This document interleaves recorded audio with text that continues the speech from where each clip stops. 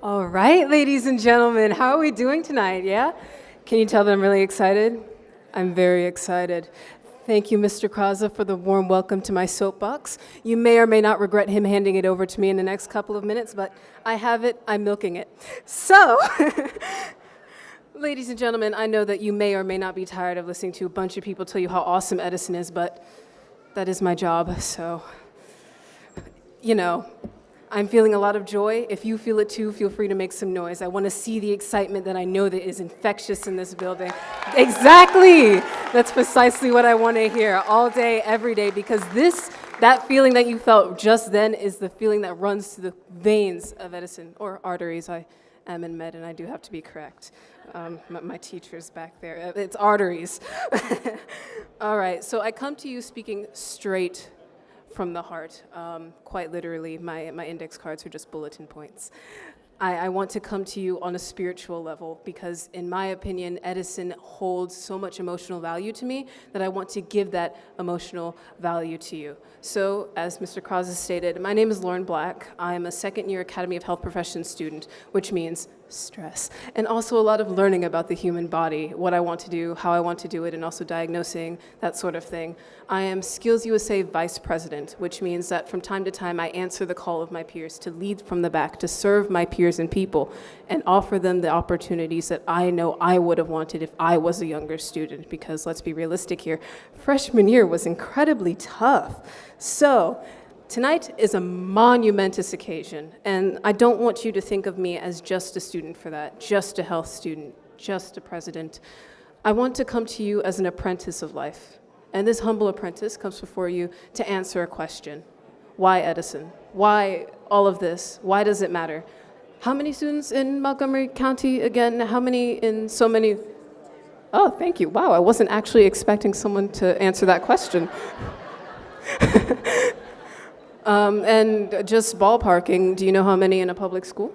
Or winging it? Do you know how many students in your average Montgomery County public school? Wow, 800. Yeah.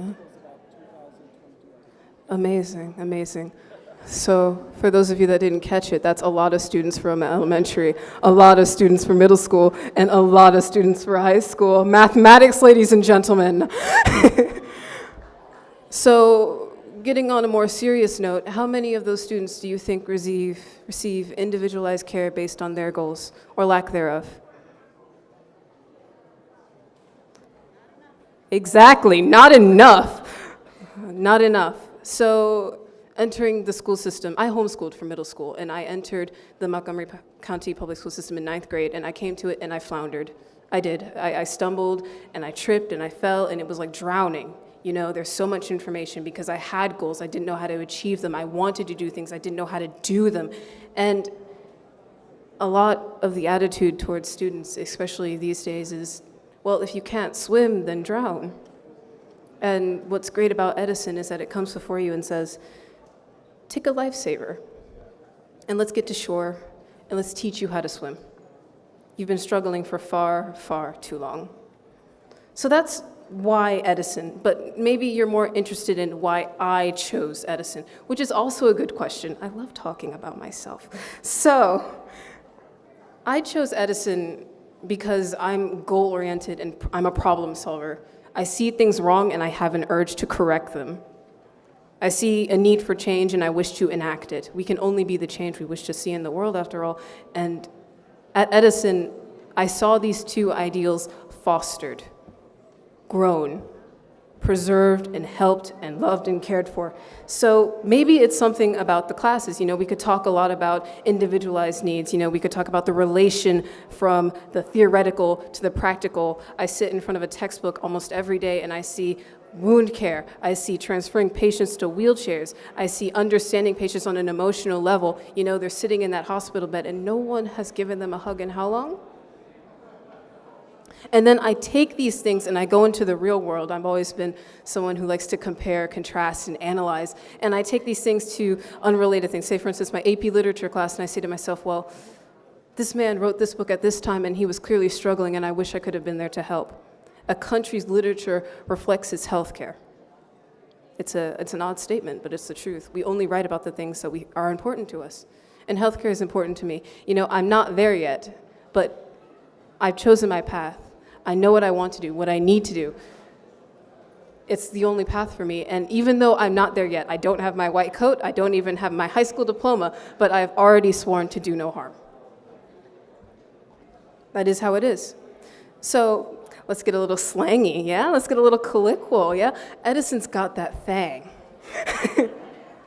You know, it's that thing, and that thing, that feeling, you know, that satisfaction, a lock meeting the key and hearing the click, you know, just everything in its place. And what you see before you is the product of this thing. Every second that passes while I'm in this building, or the old building, because let's be realistic, it's bigger now, but it's still bursting at the seams with passion and drive. It boldens and it brightens me. It is rawer than words, and yet it must only be described as perhaps passion, potential. You never know, can you? But you feel it. You feel it. So I want this feeling to spill over onto you. Yes, you. You and you. And I want you to take it to other people, to inspire, because this drive that allows us to career in a good way, to focus, to drive ourselves as hard as possible, can only overflow from the cup and spill into another's. And in medicine, we call this a positive feedback loop. Something that happens is supposed to happen, and it triggers more change, and it goes on and on and on, and you grow and you learn and you prosper. So that's basically my piece done. I don't really have much to say, you know. I'm happy that you're all here. You learners, you dreamers, students, staff, council members, really important people, all of you. You, to me, you beacons of success and starlight, you. You have chosen to fall upon this school today for a reason. You're all here because you see something within this school that really, really matters, and I'm overjoyed. I'm bursting at the seams, I really am. I'm just overjoyed. So when you come in here, be you a student or whatever, you become skilled, you become supportive, you become a part of the Edison family. So I'll be your big sister. Welcome to the Edison family. And I'm so happy to have you. And that is actually my piece said. So when you leave here, I ask that you leave exactly as I do, eager and ready to be the change that you wish to see in the world, a champion at work. Thank you for your time, ladies and gentlemen.